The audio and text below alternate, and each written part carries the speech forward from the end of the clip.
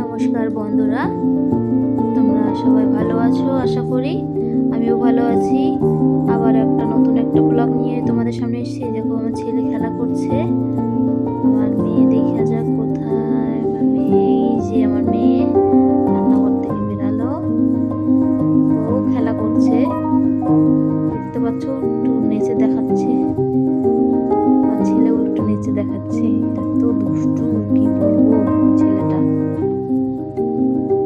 প্রচন্ড পরিমাণে দুষ্টু।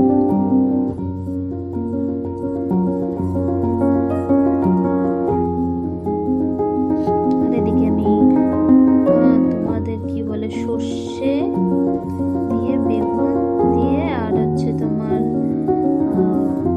এটা হচ্ছে তোমার ভোলা মাছের ঝোল বানাবো। তার জন্য সর্ষে বেটে রেখেছি, আদা রসুন বেটে রেখেছি, কাঁচা লঙ্কা বেটে রেখেছি, আর হচ্ছে কি বলে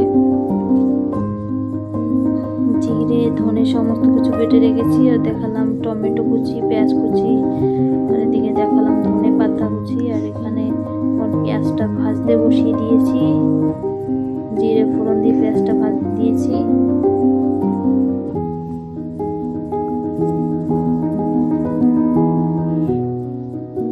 একটু ভাজা হয়ে গেলে তারপর বাদ বাকি মশলাগুলো দেব।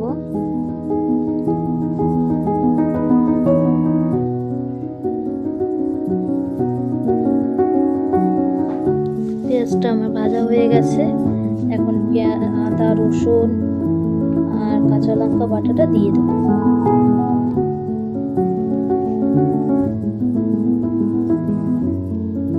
আর হচ্ছে এখন টমেটোটা দিয়ে দিলাম। তার আগে টমেটোটা দিয়ে দিয়েছি। এবার আদা রসুন আর কাঁচা লঙ্কা বাটাটা দিয়ে দিয়েছি।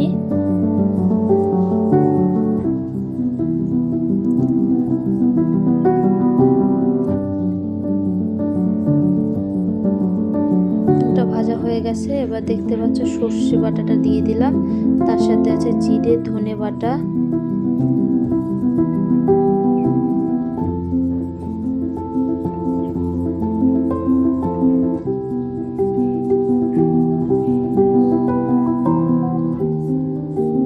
এবার মশলাটা কষানো হয়ে গেছে। এবার দিয়ে দিলাম লবণ, দিয়ে দিলাম হাফ চামচ মতো।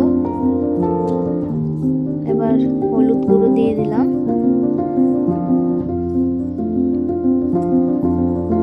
মশলাটা একটু কষিয়ে নেব।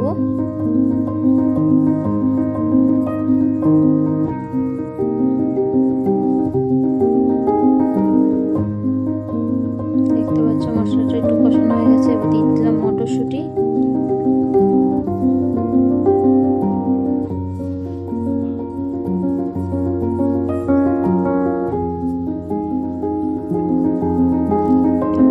মশলাটা বেশ ভালো করে কষানো হয়ে গেছে। এবার দিয়ে দিয়েছি বেগুন ভাজাটা।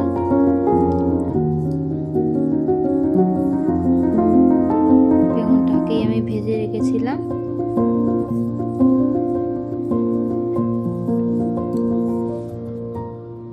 মশলা আমার বেশ ভালো করেই কষানো হয়ে গেছে।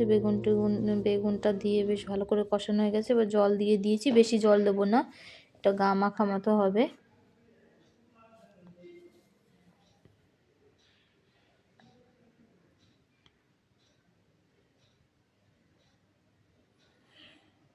এখনই মনে হচ্ছে খেয়ে নিই তরকারিটা, কি বলবো, এত সুন্দর লাগছে দেখতে।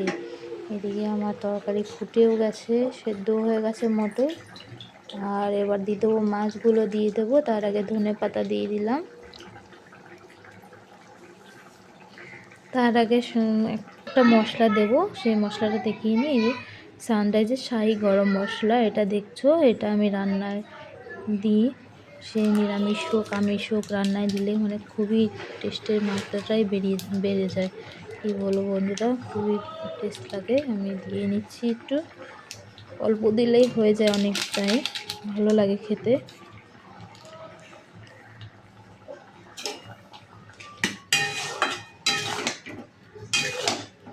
এবার আমি মাছটা দিয়ে নেব।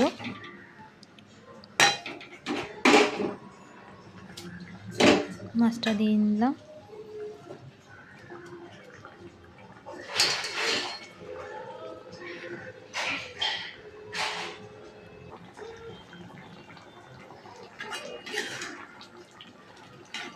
মাছটা একটু আলতো হাতে আমি নাড়িয়ে নিলাম, যাতে ঝোলগুলো মশলাগুলোর মাছের মধ্যে ঢুকে যায়। হয়ে গেছে, নামিয়ে নিয়েছি। এবার সবজি ডাল করব।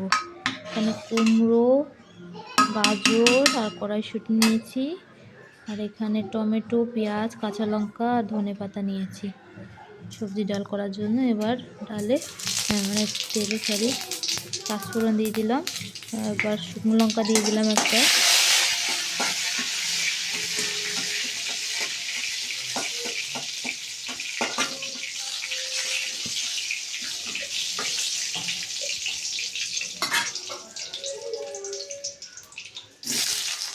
এবার পেঁয়াজ ফোড়ন দিয়ে দিয়েছি।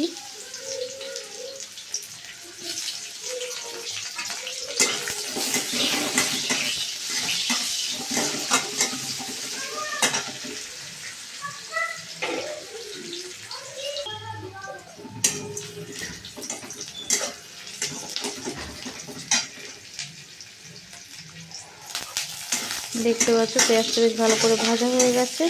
এবার কাঁচা লঙ্কা দিয়ে দিলাম। কাঁচা লঙ্কা দেওয়ার পর এবার একটু ভালো করে ভেজে টমেটোটা দিয়ে দিলাম। টমেটোটা দেওয়ার পর বেশি ভাজবো না, এবার ডালটা দিয়ে দেবো ওর মধ্যে।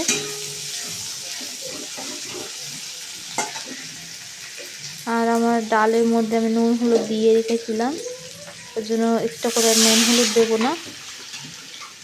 দেখতে পাচ্ছ কতটা পরিমাণে আমি সবজি দিয়েছি। এরকম করে সবজি ডাল খেতে খুবই ভালো লাগে, আমার তো খুব ভালো লাগে। আমার বাচ্চাদেরও দিই, তো ডালও খাওয়া হয়ে যায়, সবজি খাওয়াও হয়ে যায়। ডালটা ফুটেও গেছে, নামিয়ে নেব। এদিকে ধনেপাতাও দিয়ে নেব এখন।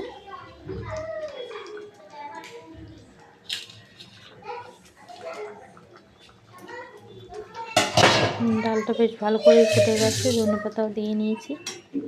এবার একটু নাড়িয়ে নেব, নাড়িয়েই বন্ধ করে দেবো আমি গ্যাসটা।